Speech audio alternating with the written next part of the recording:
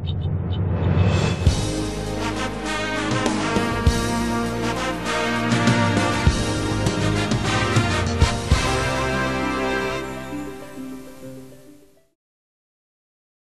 ձեզ սիրելի բարեկամներ, դուք դիտում եք Ամեկ Պլյուսի Պոստսկրիպտում հաղորդաշարը եւ այսօր իմ զրուցակիցն է Ելք դաշինքի քաղաքապետի տեխնացու Նիկոլ Փաշինյանը, շնորհակալություն պարոն Փաշինյան։ Գիշերային դեպքերի քաղաքապետի չէ։ Երևանի քաղաքապետի։ Ես արձանագրել եմ, որ բոլոր դեպքերում ես էլ ինքս մեկ-մեկ մոռանում ենք ֆիքսել, թե որ քաղաքի քաղաքապետ։ Մենք անդրադառնանք գիշերային դեպքերին, բայց ես նախ ուզում եմ բանավեճի թեմային անդրադառնալ։ Ինչ վիճակում է այս պահից 3:30 ցերեկը, ինչ պահի այս պահի դրությամբ ինչ վիճակում է այդ հարցը։ Ուժի մեջ իմ հայտարարությունը ես ասել եմ, որ կոնկրետ ժամը 22:00-ին հանրային հեռուստատեսությունում սպասում եմ Տարոն Մարգարյանին։ Եվ հանրային հեռուստատեսությունը, եթե Տարոն Մարգարյանը չգա, դատարկաթորա դնելու, ուղիղ եթերա միացնելու։ Ես նույնիսկ չգիտեմ, տվյալ դեպքում էական չի հանրային հեռուստատեսության մտադրությունները, բայց ես գնալու եմ հանրային հեռուստատեսություն նշանակված ժամին Տարոն Մարգարյանի հետ բանավիճելու։ Գիտեք ինչ է ասել այս տաղավարում հանրապետական թիմի ներկայացուցիչներից մեկը, Արմեն Աշոտյանը, նա ասել է Նիկոլ Փաշինյանը քաղաքական գործիչ է, Տարոն Մարգարյանը մենեջեր է, բնականաբար նրանց բանավեճը համարժեք չի կարող լինել, որովհետև որպես քաղաքական գործիչ դուք բնականաբար ավելի ճարտար լեզու ունեք եւ այլն եւ այլն։ Ես պատրաստ եմ որպես մենեջեր բանավիճել Տարոն Մարգարյանի հետ, ինչ մենեջերական ֆորմատ է անհրաժեշտ, ես որևէ խնդիր չեմ տեսնում, որովհետև Տարոն Մարգարյանը մենեջեր չի, որովհետև քաղաքի կառավարման արդյունքները այնպիսին են, որ նա շատ վատ մենեջեր է, հետո մենք մենեջեր չենք ընտրում։ Մենեջեր Երևան City սուպերմարկետը կարող է ունենալ, իսկ Երևան քաղաքը պետք է ունենա քաղաքապետ։ Ընդհանրապես այդ քաղաքական խնդրեմը կա, չէ՞, որ Հայաստանում Կարեն Կարապետյանին վարչապետ են նշանակում, ասում են մենեջեր է։ Տարոն Մարգարյանին քաղաքապետի պաշտոնում են առաջադրում, ասում են մենեջեր է։ Ժողովուրդ ջան, սա Երևան City սուպերմարկետը չի։ Երևան City սուպերմարկետի հաստիկացուցակում կա մենեջեր։ Եվ վարչապետի պաշտոն, եւ քաղաքապետի պաշտոն, դրանք քաղաքական պաշտոններ են։ Հենց դրա համար, ասենք, մենեջերներ են դնում, որ իրենց քաղաքական բոլոր մանիպուլյացիաներին ենթարկվի։ Ինչպես Տարոն Մարգարյանը, որը Երևան քաղաքի բյուջեից եւ Երևան հիմնադրամից տարեկան 500 միլիոն դրամ է փոխանցում Սերժ Սարգսյանի ընտանիքի եղբոր հսկողության տակ գտնվող Փյունիկ հիմնադրամին, անունը դնում են կանաչապատում եւ սիզամարգեր ստեղծելու համար։ Դա լավ մենեջմենտ չի։ Լևոն Սարգսյանի, այո, հիմա անդրադառնանք Լևոն Սարգսյանը խոտաչացնող է, ես չեմ հասկացում։ Հիմա անդրադառնանք մենեջմենտին։ Երևան քաղաքում այսօրվա վիճակով մետրոպոլիտենը քաղաքի բյուջեի ամենամեծ ծախսային մասերից մեկն է, ստանում է 2 միլիարդ 600 միլիոն դրամի սուբսիդիա։ Մինչդեռ մետրոպոլիտենը թերբեռնված է աշխատում, որովհետև մետրոյի գծերին, ասենք երթուղիներին զուգահեռ, տասնյակ գազելների երթուղիներ են գործում։ Փոխանակ մենեջեր Տարոն Մարգարյանը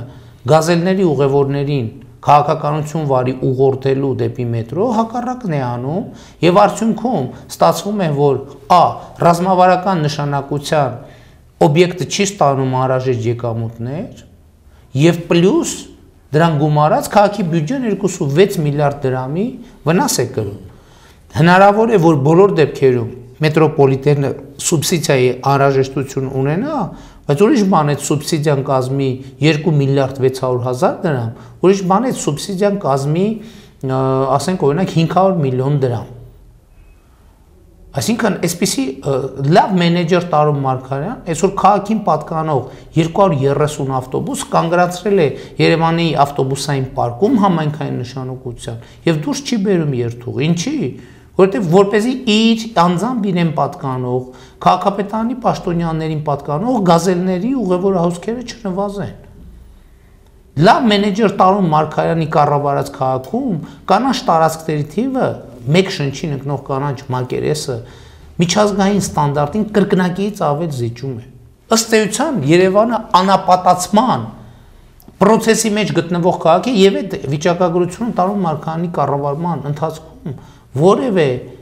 էական փոփոխություն չի կրել։ Եվ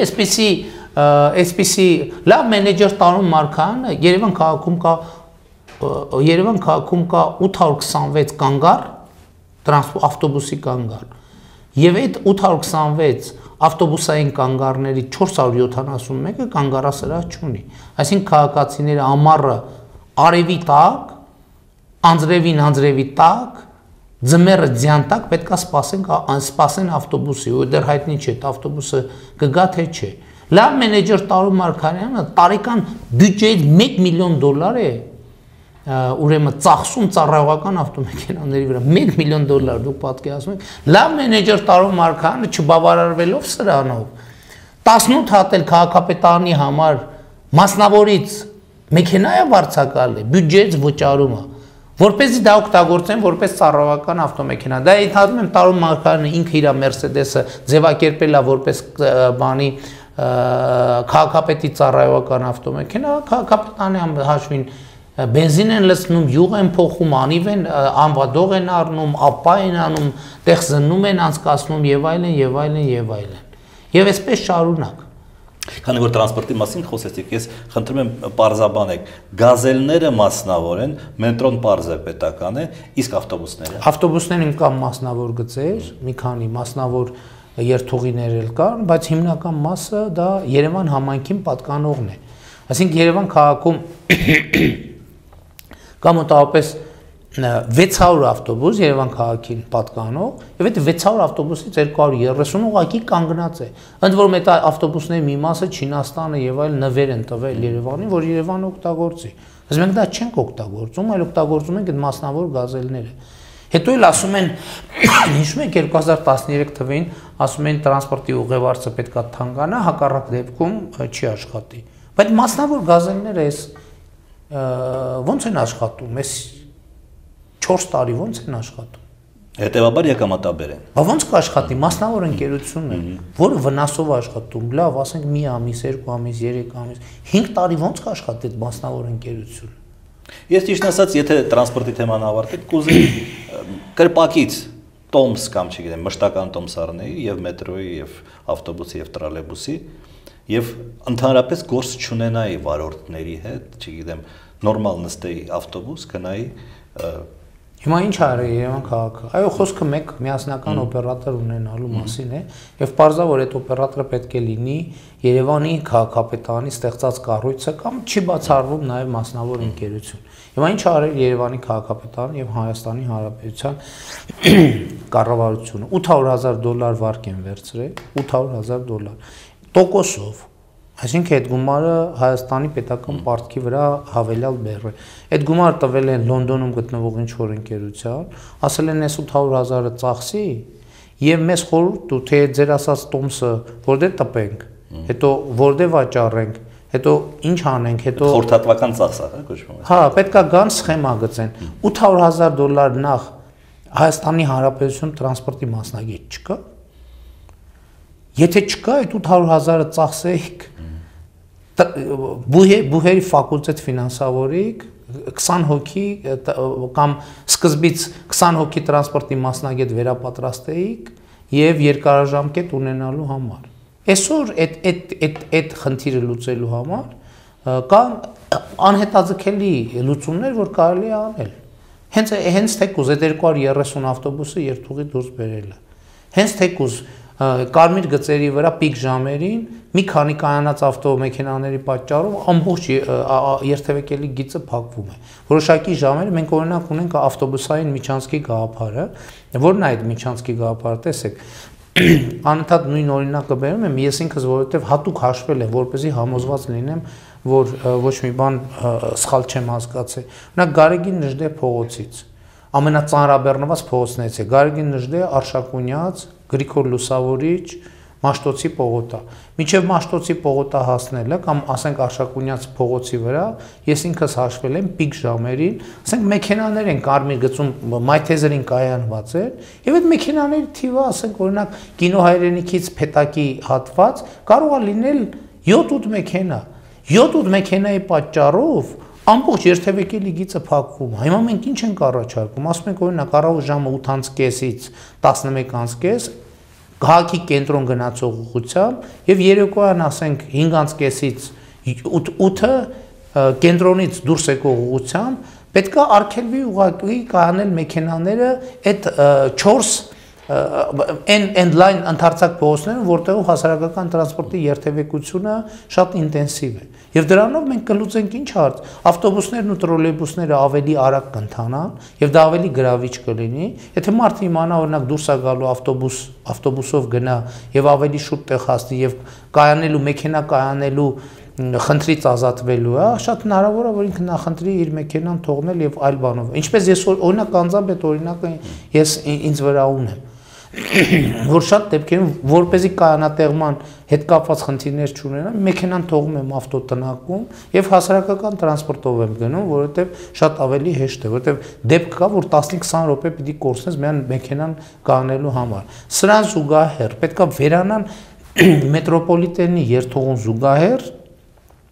գազելների այդ համատարած հոսքը, որովհետև դա անթույլատրելի բան է, որովհետև մետրոպոլիտենը մեր ռազմավարական օբյեկտն է եւ մենք պետք է ամեն ինչ անենք, որ ուղևորա հոսքերը ուղղորդենք դեպի մետրո եւ մեր օրակարգում կա, որ մենք խոստանում ենք, որ հաղթանակի դեպքում մինչեւ 2022 թիվը կգործարկենք մետրոյի առնվազն 1 նոր կայարան եւ դա կլինի աջափնյակ կայարան։ Լավ, եթե ես ուզում եմ Բաղրամյանի Սասից գնալ մինչև օպերա, չէ՞, ենթադրենք։ Ես պետք է մետրո նստեմ եւ հետո շատ լավ հարց եք տալիս, տեսեք։ Բաղրամյանի Սասից գնալը, այդ երթուղայինը պետքա ոչ թե գնա բարեկամություն մետրոյի կայարանով, այլ պետքա Օրբելիով գնա օպերա, ոչ մի խնդիր չկա։ Բայց հիմա գնում են բարեկամություն կանգառ, բարեկամություն մի հատ Կիևյանի մոտ են կանգառանում, բարեկամություն մի հատ Բաղրամյանի վրա են կանգառանում եւ այլն։ Իժդև թող Օրբելիով գնան։ Եթե ուզում են գնան օրինակ Մաշտոցի պողոտա, թողելի է Օրբելիով գնան կամ Ծիծեռնակաբերդի խճուղով, ինչ պարտադին է գնալ բարեկամություն մետրոյի կողքով անցնել, հետո անցնել Մարշալ Բաղրամյան մետրոյի կայարանի մոտով, հետո գնալ մի հատ երիտասարդականի մոտով անցնել ու հետո մի հատ էլ գնալ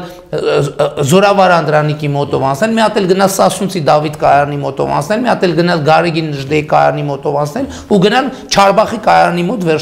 վերջնական գար ունենալ։ Այսինքն ես այդ լուծումները նկատի ունեմ։ Դառնալով երկար դեպքերին, հա, դուք մանրամասն ներկայացրել եք ասուլիսի ժամանակ որևէ հավելյալ մանրամասներ եւ ամենակարևորը պաշտոնական արձագանքը ըստ տրամաբանության պետք է քրեական գործ հարուցվի ըստ երևույթին։ Երեք մենք չունենք հավաստիացում, որ արդեն իսկ քրեական գործը հարուցված է,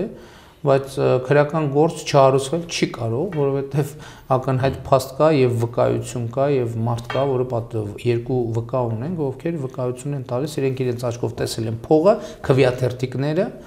եւ քվեաթերթիկներին կից թղթիկների բաժանում։ Եվ դա չի կարող քրեական գործ չհարուցվել ուղղակի։ Չի հարուցվել առայժմ։ Ես հիմա այս պահին չունեմ պաշտոնական տեղեկատվություն, որովհետև լուսադեմին ենք մենք գնացել, դեռ չենք հասցրել նույնիսկ այդ ամբողջի վերաբերել ամբողջական տեղեկատվություն։ Քվեաթերթիկի հարցը, հա, տեխնոլոգիան այսպես։ Սա ենթադրենք քվեաթերթիկն է, որ պետք է ծրարի մեջ դրվի։ Նրանք ինչ են անում, ինչ որ մի հատ նեղ բանդ պոկում են, հա, կտրում են, ինչ են անում։ Սա ծրարն է։ Սա ծրարն է։ Ծրարն է քվեաթերթիկն է, ծրարի քվեաթերթիկի հետ ոչ մի բան չեն անում, բացի նայած, որ կարուսելի համար պցիչկա են դնում եւ տալիս են ընտրողի։ Դրան զուգահեռ տալիս են մի հատ այսպիսի թղթի կտոր, որի վրա ասենք կամ բան գրված չի, կամ ասենք գրված է, չգիտեմ, 1 կամ A, կամ ծաղիկ է նկարած, ասում են, որ դու այդ քվեաթերթիկը դնես ծրարի մեջ, այս թուղթն էլ հետը կգցես ծրարի մեջ։ Եվ հաշվելիս բացում են, նայում են, վայ, ինչ թուղթ է, այսով այս թուղթը գցել մեջը։ Գցում են մի կողմ, ասում են, հա, Տարո Մարգարյան, հաշվեց ձայնը։ Այսինքն այսպես նախ հոգեբանորեն ազդում են, երկրորդն էլ բացի հոգեբանորից նրանք, ասենք, եթե թիվ է կամ տառ է գրած կամ ինչ որ բան է առանձնահատկություն ունեցող թուղթ է, կարող են որոշակի վերահսկել։ Հիմա մենք ասում ենք, որ կենտրոնական հանձնաժողով պետք է որոշում կայացնի հատուկ, որ եթե ծրարի մեջ բացի քվեաթերթիկից կա նաև որևէ օտար մարմին, այդ քվեաթերթիկը, այդ ծրարն ու քվեաթերթիկը պետք է համարվեն սահմանված նմուշի չհամապատասխանող եւ պետք է համարվեն անվավեր։ Հիմա այդ ծաղիկով այդ փոքրիկ թղթի կտորը բաժանում էին 20,000-ների հետ միասին։ Այո, երեկվա մեր վկայի պատմածով ինչ որ թղթի կտորներ են եղել, մի քիչ երկար կարող է, հնարավոր է երկարել են դնում, կարող է հիմա այսպես ասած դրույքները բարձրացել են, թղթի կտորներն են մեծացել, բայց տեխնոլոգիան է դա։ Ինչ չափի կլինի թուղթը, դա տվյալ դեպքում էական չէ, այսինքն դա պետք է տեղավորվի ծրարի մեջ, կարող է զուգահեռ լինել, չէ՞, որովհետև ասենք որովհետև բացում են սկզբնական շրջանում կարող ասել, վայ, այս ընտրողը էս ինչ ա դրել մեջ, հա, բայց սա ինչ քվեաթերթիկը սահմանված նմուշ է, բայց եթե մեջ ուրիշ բան կա, դա պետք է համարվի սահմանված նմուշին չհամապատասխան։ Հիմա այդպես չի օրենքով։ Ոչ։ Դա օրենքի կարգավորման խնդիր չի, դա կենտրոնական ընտրական հանձնաժողովի կարգավորման խնդիր է, որովհետև քվեաթերթիկի նմուշը սահմանում է եւ ծրարի նմուշը եւ անվավեր վավեր, որովհետև կենտրոնական ընտրական հանձնաժողովն է որոշում, որը համարել վարվեն։ Խորհրդանական ընտրություններում օրինակ սահմանել էին, որ եթե առաջին էջում ինչ որ նշում է կատարված որևէ անվան դիմաց, որը սկզբունքորեն պետք է անվավեր լինել, նրանք որոշել են, որ դա համարել վավեր։ Հիմա նույնը սա կարող են անել։ Եթե ցանկություն չկա արդար ընտրություններ անցկացնելու, դուք կասկածում եք, որ բացի սրանից եւս հարյուրավոր ուրեմն հնարքներ կան, որոնց մասին մենք ձեզ հետ միասին չգիտենք։ Գիտեք, գործնականում հիմա ըստ էության մենք գիտենք մեխանիզմի մասին, հնարավոր է, հարյուրավոր չէ, բայց հնարավոր լինեն մի քանի մեխանիզմներ, որոնց մասին չգիտենք։ Ինչպես են անցնելու ընտրությունները, դատելով նրանից, թե ինչպես են վարվել ձեր լրագրողի հետ, այսինքն ձեր վստահված անձի հետ տվյալ դեպքում, եւ ինչպես սովորաբար դա լինում է, մտնում ես կամերայով կամ հեռախոսով կամ փոքր կամերայով, եւ լավ տղաները, այսպես ասած, ասում են, հələ դուրս արի, հələ մի հատ ես քեզ հիմա կչափալախեմ եւ այլն եւ այլն։ Այդպես է լինելու։ Տեսեք, ես ոստիկանության ներկայացուցիչների հետ այդ թեմայով զրույց եմ ունեցել եւ նշանակում եւ ասել եմ, որ եթե նրանք միջոցներ չեն ձեռնարկում նման դեպքերի հետ կապված, այսինքն այդ մարդիկ, որոնք հարձակվում են, չեն վնասազերծվում, նշանակում է նրանք մեզ ասում են գնացեք ոնց ուզում եք ինքնապաշտպանվեք, որովհետեւ մենք օրենքով սահմանված կարգով ձեզ չենք պաշտպանելու։ Հետևաբար այդտեղ խնդիր է առաջանում արդեն մարդկային եւ քաղաքական արժանապատվությունը պաշտպանելու եւ ես հույս ունեմ, որ ոստիկանությունը իր գործառույթները կկատարի առնվազն այս մասով, հակառակ դեպքում մենք պետք է ուրեմն արձանագրենք քաղաքական իրավիճակի տրամաբանության փոփոխություն։ Եթե մեր վրա հարձակվում են եւ մեզ հարվածում են եւ դրա համար չեն ձերբակալվում, չեն կալանավորվում, ուրեմն եթե մարդուն խփելու համար չեն ձերբակալվում, ուրեմն մենք պետք է մտածենք, թե ինքներս ոնց ենք արձագանքում այդ իրավիճակին։ Շատ հավանական է, որ քրեական գործ հարուցվի ձեր հայտնաբերած դեպքի վերաբերյալ, կասեն հարուցված է քրեական գործ, մի ամիս, երկու ամիս այնց կքննացնեն, երբ արդեն տեղեկատվական առիթը կկորի, կամ ինչ որ մի հատ շտրաֆ կնշանակեն, կամ ընդհանրապես մենք խորհրդանական ուժ ենք եւ չենք թույլ տա, որ տեղեկատվական առիթ կորի։ Այսինքն գոնե այդ լծակը մենք ունենք։ Շատ բարի, քաղաքապետարանի գործունեությունը, ես հիշում եմ կար մի քաղաքապետ Ալբերտ Բազեյան, որը ըստ երևույթին կաշառք չէր վերցնում։ Այո, մեծ է հավանականությունը։ Սակայն դա չի նշանակում, որ այդ ժամանակ քաղաքապետարանում կոռուպցիա չկար, կար ճիշտ նույն կոռուպցիան, այսինքն քաղաքապետարանի անձը, եթե նույնիսկ նա ազնիվ մարդ է, չի որոշում ամբողջ համակարգի աշխատանքը։ Այդ կախված է քաղաքապետի ուժից, քաղաքական նկատի ունեմ ոչ թե ֆիզիկական ուժը, որտեղ Ալբերտ Բազյանը բռնցքամարտիկ էր եղել, ես շատ հարգում եմ նրան եւ այո, ես համոզված եմ, որ նա քաղաքապետի պաշտոնում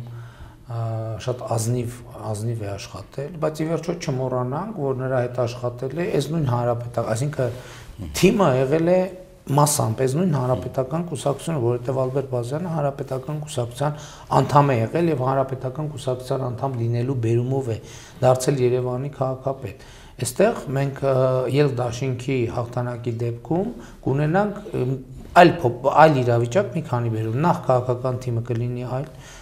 նոր մարդիկ, ովքեր թաթախված չեն կոռուպցիայի մեջ, եւ այո, կարծում եմ շատ բան կախված է քաղաքապետի այսպես ասած կամքից, նրա կամքի ուժից, նրա հետևողականությունից, եւ ի վերջո ինչքանով է թիմը կիսում այդ տեսլականը, որովհետեւ Ալբերտ Բազարյանի թիմը, այդ թիմի մի մասը, որը շարունակեց նրանից հետո միջև հիմա քաղաքապետանում է եւ իշխանության, ակնհայտորեն չէր կիսում այդ տեսլականը։ Եվ հաջորդ մասը ես կուզեմ նշել, էլի հակակշիռների գաղափարը, տեսեք, այն պահից, երբ մենք ստանձնենք Երևան քաղաքի իշխանությունը, բնականաբար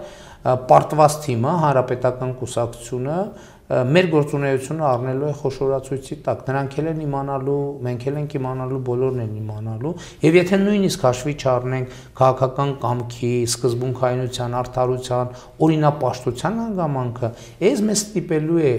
մաքսիմալ էֆեկտիվ դարձնել Երևան քաղաքի կառավարումը, եւ բացի սա, մենք էլ բնականաբար նույն տրամաբանությամբ խոշորացույցի տակ ենք ունենալու, ինչպես նախկինում ենք ունեցել, հիմա ավելի գործուն լծակներով հանրապետական կուսակցության եւ հանրապետական կառավարության ու իշխանության գործունեությունը եւ նրանք էլ համապատասխանաբար ստիպված են լինելու ավելի արդյունավետ ոչ թե ավելի արդյունավետ, այլ արդյունավետ դարձնել համեմատաբար, ասենք նախկինի համեմատ ավելի արդյունավետ դարձնել իրենց գործունեությունը եւ այս մրցակցությունից, սա ահա քաղաքական մրցակցության այս կերպն է, որից ակնհայտորեն բոլորը շահում են, բոլորը առանց բացառության, քաղաքական կողմնակից, հակառակորդ, բոլորը բացի կոռուպցիայից մնացած բոլորը շահում են, եւ քաղաքացին, եւ կառավարման որակը, եւ պետությունը, եւ քաղաքը, եւ ընդհանրապես ապագան։ Հետեւաբար մենք կարծում ենք, որ Երևանի քաղաքապետի ընտրություններում մեր հաղթանակը լրջորեն կփոխի կառավարման որակը հանրապետությունը։ Ես հիմա չեմ ուզում խոսել հանրապետականի ավանդույթների մեկի մյուսի, եկեք անունները բան չանենք, մեր անունն էլ չօգտագործենք, մյուսինն էլ։ Եթե իրար երկու մրցակից ուժ կարողանում են իշխանության, իսկ Երևան քաղաքը, Երևանի քաղաքապետի պաշտոնյան, ոչ թե Երևան City-ի մենեջերի պաշտոնը, դա հանրապետության ըստ էության երրորդ քաղաքական պաշտոնն է 18 թվականից հետո դառնալու է թիվ 2 քաղաքական պաշտոնը։ Ահա եթե այս քաղաքապետը եւ վարչապետը դրանք տարբեր եւ մրցակից ուժերի ներկայացուցիչներ են, դրանք միանշանակորեն մրցակցելու են իրենց հետ եւ այդ մրցակցությունը լինելու է կառուցողական։ Այսինքն նա չի ասելու ես ավելի շատ գրփեմ, ես ավելի, ընդհակառակը նա ասելու ես ավելի լավ կառավարեմ, նա ասելու ես ավելի լավ կառավարեմ, որովհետեւ արժեվում նոր ընտրություններ են եւ մարդիկ արդեն իրական գործի մեջ կարող են տեսնել լավ մենեջերը, թեկուզ այդ մենեջեր կառավարի, քաղաքական կառավարման գործում ով է ավելի ուժեղ ի վերջո։ Եվ այս առումով կարծում ենք, որ մեր պետության շահերից է բխում մեր հաղթանակը Երևանի քաղաքապետի ընտրությունը։ Դառնալով կոռուպցիային, հա դուք քաղաքապետ եք։ Վարչության պետերը հանրապետական չեն, նրանք պրոֆեսիոնալ կաշառակերներ են եւ կոռուպցիաներներ են։ Նրանք եւ կոմունիստների ժամանակ են այդպիսին եղել եւ ՀՀՇ-ի ժամանակ եւ հիմա նրանք դες չեն կարող նախապել։ Մենք ավականություն կունենանք հակակոռուպցիոն մարմին, որը կհետաքննի իր լիազորությունների սահմանում կոռուպցիայի հետ կապված բոլոր դեպքերը եւ ահազանգները, որտեղ կոռուպցիան գիտեք ինքը անհետ չի լինում, ինքը հետ կա ունենում։ Դա ինչ որ մեկը ինչ որ մեկին ինչ որ փող է չէ տվել։ Ինչի համար։ Եթե դա տրվել է ապօրինության համար, եթե այսինքն դա պետք է երևա որևէ ձևով։ Հիմա այդ հետաքննությունը պետք է իրականացվի։ Ասենք մեկի տունը սեփականաշնորհել են, այն մեկի ապօրինի թուշին թույլտվություն են տվել, գնացել են դեպքով չեն արձան։ Դա պետք է երևա։ Այսինքն կոռուպցիան չի կարող անհետ լինել, այսինքն եթե անհետ է, հետք չունի, ուրեմն դա կոռուպցիա չի։ Եթե ինքը իր հետևից չի բերել որոշակի հետևանքներ, ուրեմն դա կոռուպցիա չի։ Ատկատը նույն ձեր ատկատը եթե ասենք 80,000 դրամ արժեցող նստարանը գնում են 160,000 դրանով, դա հետ կա, չէ՞։ Հետ կա արդեն։ Ինչա քաղաքապետարանը գնում միայն այդ ձեռնարկությունից։ Եթե պարզվի, որ այդ ձեռնարկությունը գին որակ առումով անհամեմատելի լավ պայմաններ է առաջարկում, բայց անզեն աչքով նկատելի է, որ այդպես չի ամենևին։ Գնի հարցում առնվազն այդպես չի։ Հետևաբար ամեն ինչ պետքա լինի վերահսկողության ներքո, նաև մամուլի, նաև հանրության եւ պետքա լինի ամեն ինչ թափանցիկ։ Մարդիկ պետք է ահազանգեն, ինչպես նաև ընտրակաշառքի դեպքում, հա։ Մենք տեսեք, մենք ավականիում կունենանք մարդիկ, որոնք կահազանգեն, որտեղ մեր թիմը այնպեսի թիմ չի, որտեղ դեմոկրատական ցենտրալիզմի սկզբունք կա կամ որն ասում են շեֆը ասելա, շեֆն է ասել, շեֆը տեղյակ է, վերջ դա վերինացիան ճշմարտությունն է, չէ, շեֆը տեղյակ է։ Մեր մոտ այդպեսի թիմ չի, եւ դա երբեմն դանդաղացնում է որոշումների կայացումը կամ դժվարացում է որոշումների կայացումը, բայց թիմի այդ տեսակը նաեւ երաշխիքն է, որովհետեւ եթե որևէ մեկը սկզբունքներից շեղվի, ինքը այսպես ասած թարախակալման process օրգանիզմի ինքնապաշտպանության խնդիր կառաջանա եւ ելի եմ ասում մենք լինելու ենք հանրապետական կուսակցության խստագույն այդ թվում իրավապահ մարմինն է խստագույն վերահսկողության ներքո խստագույն եւ դա ես շատ գոհ եմ դրա համար շատ գոհ եմ որ դա նաեւ հավելյալ գործոն կլինի հակակոռուպցիոն ձեր նշած հավելյալ գործոն որպեսզի մենք մեր գործողությունների մենք մեր կառավարման մեջ լինենք անխոցելի անթերի հակառակ դեպքում Աքիլասյան գարշապարեր կունենանք որը անխուսափելիորեն կխոցվի եւ ոչ միայն մեր անհատների քաղաքական ճակատագրի վրա կանդրադառնա այլև մեր քաղաքական ուժի ընտրակաշառքի վերաբերյալ, հա, այն ինչ որ դուք բռնացրեցիք, հա, Մալաթիայում, հարյուրավոր, ենթադրենք տասնյակ մարդիկ գալիս էին կաշառք վերցնելու։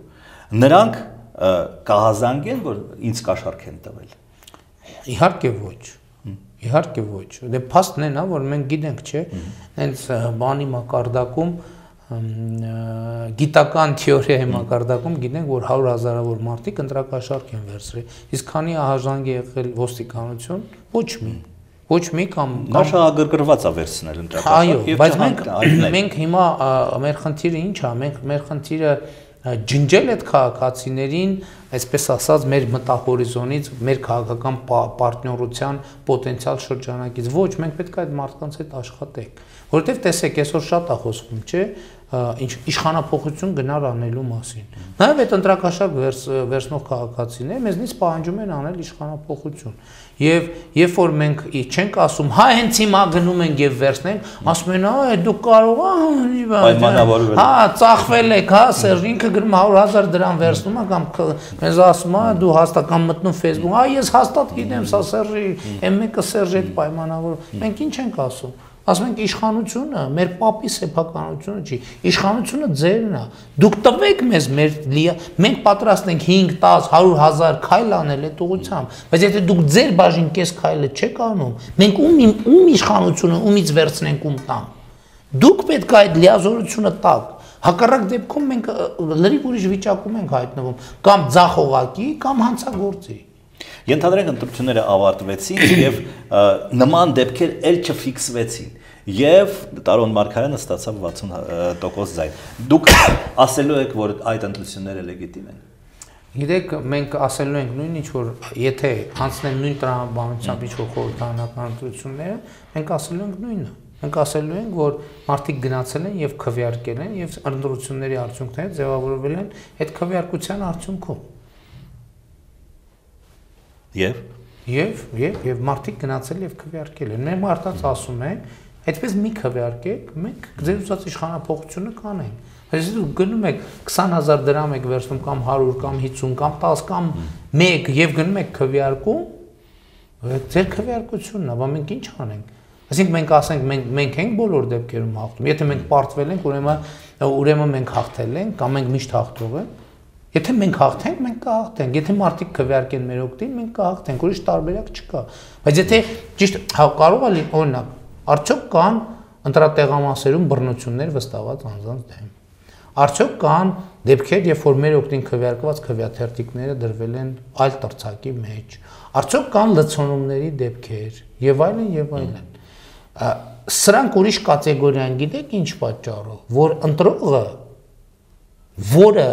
իշխանության աղբյուրն է, սրանց մասնակցություն չունի, այսինքն սա ընտրողից չբխող գործողություն է, բայց եթե որևէ դրդապատճառով ընտրողը գնացել է քվեարկել է, մենք ինչ ասենք այդ մարդուն, գնացեք քվեարկել է այդ մարդը, մենք իրեն ասում ենք վատա մի վերցրու ընտրակաշառք, կամ եթե քեզ գումար է պետք, մեր հաղթանակից հետո մենք քեզ գումար կտանք, դու քվեարկի քո համոզմունքով։ Շնորհակալություն։